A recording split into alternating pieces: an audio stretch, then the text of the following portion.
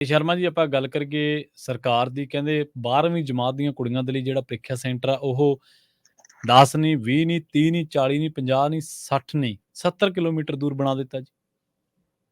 ਬਿਲਕੁਲ ਜੀ, ਇਹ ਸਿੱਖਿਆ ਨੀਤੀ ਦੇ ਮਾਹਰ ਨੇ। ਹੂੰ ਹੂੰ ਇਹਨਾਂ ਕੋਲ ਜਿੰਨੀ ਸਿੱਖਿਆ ਦੀ ਸਮਝ ਇਹਨਾਂ ਕੋਲ ਹੈ, ਦਿੱਲੀ ਦਾ ਮਾਡਲ ਲੈ ਕੇ ਆਏ ਨੇ ਦੇਸ਼ ਦੀ ਰਾਜਧਾਨੀ ਦਾ, ਤੇ ਉਹ ਮਾਡਲ ਪੰਜਾਬ 'ਚ ਲਾਗੂ ਕੀਤਾ। ਉਹਦਾ ਨਤੀਜਾ ਭੋਗ ਰਿਹਾ ਪੰਜਾਬ। ਪਿੰਡਾਂ ਦੇ ਵਿੱਚ ਖਨੌਰੀ ਖੇਤਰ ਹੈ ਜੀ ਜੀ ਖਨੌਰੀ ਦਾ ਕੁੜੀਆਂ ਦਾ ਸੀਨੀਅਰ ਸੈਕੰਡਰੀ ਸਕੂਲ ਹੈ। ਸੀਨੀਅਰ ਸੈਕੰਡਰੀ ਸਕੂਲ ਦੀਆਂ ਬੱਚੀਆਂ ਦੇ ਲਈ ਸੈਂਟਰ ਬਣਾਇਆ ਜੀ ਸੰਗਰੂਰ ਦਾ ਮੈਰੀਟੋਰੀਅਸ ਉੱਥੇ ਵਾਲਾ ਘਵਾਗਾ ਵਾਲਾ ਕਿੱਥੇ ਵਾਲਾ ਸੀਗਾ ਉਹ ਜਿੱਥੇ ਆਪਾਂ 2 ਦਿਨ ਪਹਿਲਾਂ ਤੋਂ ਖਬਰਾਂ ਕਰਦੇ ਆਏ ਹੈ ਨਾ, ਉੱਥੇ ਮੈਰੀਟੋਰੀਅਸ ਸਕੂਲ ਜਿਹੜਾ ਸੰਗਰੂਰ ਦੇ ਵਿੱਚ ਪੈਂਦਾ, ਜਿੱਥੇ ਪਹਿਲਾਂ ਉਹ ਖਾਣੇ ਵਾਲਾ ਮਾਮਲਾ ਵਾਪਰਿਆ, ਬੱਚੇ ਦੀ ਖੁਦਕੁਸ਼ੀ ਵਾਲਾ ਮਾਮਲਾ ਵਾਪਰਿਆ, ਉਹ ਘਾਬ ਦਾ ਉਸ ਘਾਬ ਦਾ ਮੈਰੀਟੋਰੀਅਸ ਸਕੂਲ ਜਿਹੜਾ ਸੰਗਰੂਰ ਦਾ, ਉੱਥੇ ਇਹਨਾਂ ਦਾ ਖਨੌਰੀ ਵਾਲੀਆਂ ਬੱਚੀਆਂ ਦਾ ਸੈਂਟਰ ਉੱਥੇ ਬਣਾਇਆ। ਠੀਕ ਹੈ ਜੀ। ਸਕੂਲ ਤੋਂ ਹੀ ਖਨੌਰੀ ਦੇ ਕੁੜੀਆਂ ਦੇ ਸਕੂਲ ਤੋਂ ਹੀ ਘਾਬਦਾ ਦੇ ਮੈਰੀਟੋਰੀਅਸ ਸਕੂਲ ਤੱਕ ਦਾ ਸਫ਼ਰ 63 ਕਿਲੋਮੀਟਰ ਹੈ। ਤੇ ਕੁੜੀਆਂ ਕਹਿੰਦੀਆਂ ਅਸੀਂ ਆਪਣੇ ਆਪਣੇ ਘਰਾਂ ਚੋਂ ਜੇਕਰ ਨਿਕਲ ਕੇ ਜਾਂਦੀਆਂ ਤਾਂ 70 ਕਿਲੋਮੀਟਰ ਤੋਂ ਵੱਧ ਸਫ਼ਰ ਪੈਂਦਾ ਸਾਨੂੰ। ਅੱਛਾ।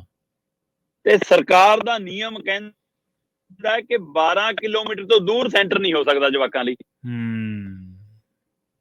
ਨਿਯਮ 12 ਕਿਲੋਮੀਟਰ ਦਾ ਹੈ, 70 ਕਿਲੋਮੀਟਰ ਸ਼ਾਇਦ ਸਰਕਾਰ ਦੀ ਨਜ਼ਰ 'ਚ 12 ਤੋਂ ਘੱਟ ਹੁੰਦਾ ਹੋਊਗਾ। ਹਾਂਜੀ ਬਿਲਕੁਲ। ਇਹ ਵੀ ਨਹੀਂ ਪਤਾ ਕਿ ਅਸੀਂ ਸੈਂਟਰ ਬਣਾ ਵੀ ਕੁੜੀਆਂ ਦਾ ਰਹੇ ਹਾਂ। ਖਨੌਰੀ ਤੋਂ ਸੰਗਰੂਰ ਤੇ ਘਾਬਦਾ ਮੈਰੀਟੋਰੀਅਸ ਸਕੂਲ ਤੱਕ ਪਹੁੰਚਣ ਦੇ ਲਈ 3 ਬੱਸਾਂ ਬਦਲਣੀਆਂ ਪੈਂਦੀਆਂ। ਪਹੁੰਚਣਗੀਆਂ ਕਿਵੇਂ? ਪੇਪਰ ਦੇ ਪਾਉਣਗੀਆਂ, ਸਾਰੀਆਂ ਸਮੇਂ ਸਿਰ ਪਹੁੰਚ ਪਾਉਣਗੀਆਂ, ਫਿਰ ਉੱਥੇ ਜਿਹੇ ਜਿਹੇ ਨਿਯਮ ਦੇ ਨਹੀਂ ਜੀ 1 ਮਿੰਟ ਲੇਟ ਹੋ ਗਏ ਹੁਣ ਤਾਂ ਬਾਹਰ ਰਹੋ। ਕਿੰਨਾ ਕੁਝ ਦੂਸਰਿਆਂ ਦੇ ਨਿਰਭਰ ਹੋ ਰਹੇ। ਪਿੰਡਾਂ ਦੇ ਜਵਾਕ, ਸਧਾਰਨ ਘਰਾਂ ਦੀਆਂ ਬੱਚੀਆਂ, ਸਾਰਿਆਂ ਕੋਲ ਉਹੋ ਜਿਹੇ ਸਾਧਨ ਸੰਪੰਨ ਵੀ ਨਹੀਂ ਹੋਣਗੇ ਆਪਣੀਆਂ ਕਾਰਾਂ ਲੈ ਕੇ ਚਲੇ ਜਾਣ। ਸਕੂਟਰਾਂ ਤੇ ਮੋਟਰਸਾਈਕਲਾਂ ਤੇ ਜਾਂ ਬੱਸਾਂ 'ਚ ਸਫ਼ਰ ਕਰਨਾ, 70 ਕਿਲੋਮੀਟਰ ਦੂਰ। ਕੁੜੀਆਂ ਦਾ ਉਹੀ ਮਾਨਸਿਕ ਦਬਾਅ ਰਹਿੰਦਾ ਬੱਚੇ ਤੇ, ਤਾਂ ਉਧਰ ਪੇਪਰ ਦੇਣਾ ਤੇ ਉਧਰ ਦਬਾਅ ਇਹ ਹੈ ਕਿ ਸੈਂਟਰ ਸਮੇਂ ਸਿਰ ਪਹੁੰਚ ਪਾਵਾਂਗੇ ਕਿ ਨਹੀਂ। ਸਕੂਲ ਦੇ ਪ੍ਰਿੰਸੀਪਲ ਨੇ, ਪਿੰਡ ਦੀ ਪੰਚਾਇਤ ਨੇ ਲਿਖ ਕੇ ਭੇਜ ਲਿਆ, ਚਿੱਠੀਆਂ ਲਿਖ ਲਈਆਂ ਸਰਕਾਰ ਨੂੰ, ਸਿੱਖਿਆ ਵਿਭਾਗ ਨੂੰ, ਮੰਤਰੀ ਸਾਹਿਬ ਨੂੰ, ਅਜੇ ਤੱਕ ਕੋਈ ਜਵਾਬ ਨਹੀਂ। ਤੇ ਆ ਪੇਪਰ ਸਿਰ ਤੇ ਖੜੇ ਨੇ ਜੀ। 13 ਫਰਵਰੀ ਤੋਂ ਪੇਪਰ ਹੈ ਜੀ। 13 ਫਰਵਰੀ ਤੋਂ ਲੈ ਕੇ 30 ਮਾਰਚ ਤੱਕ ਪੇਪਰ ਹੋਣੇ ਨੇ। ਇਹ 8ਵੀਂ ਜਮਾਤ ਦੇ ਪੇਪਰ 7 ਮਾਰਚ ਤੋਂ 27 ਮਾਰਚ ਨੇ, ਉਹ ਸਕੂਲ 'ਚ ਹੋ ਜਾਣੇ ਹੋਣੇ।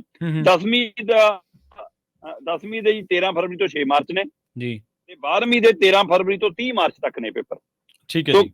350 ਦੇ ਕਰੀਬ ਇਸ ਸਕੂਲ 'ਚ ਜਵਾਕ ਪੜ੍ਹਦੇ ਨੇ, ਤੇ 70 ਕਿਲੋਮੀਟਰ ਦੂਰ ਇਹਨਾਂ ਦਾ ਸੈਂਟਰ ਬਣਾ ਕੇ ਸਰਕਾਰ ਨੇ ਇਹਨਾਂ ਬੱਚਿਆਂ ਨਾਲ ਸਿੱਧਾ ਧੋਖਾ ਕੀਤਾ। ਉਹ ਕਹਿੰਦੀਆਂ 11 ਵਜੇ ਪੇਪਰ ਸ਼ੁਰੂ ਹੋਣਾ ਸਾਡਾ, ਕਿ ਅਸੀਂ ਕਿਵੇਂ ਸਮੇਂ ਸਿਰ ਪਹੁੰਚ ਸਕਦੀਆਂ ਕਿਵੇਂ ਨਹੀਂ।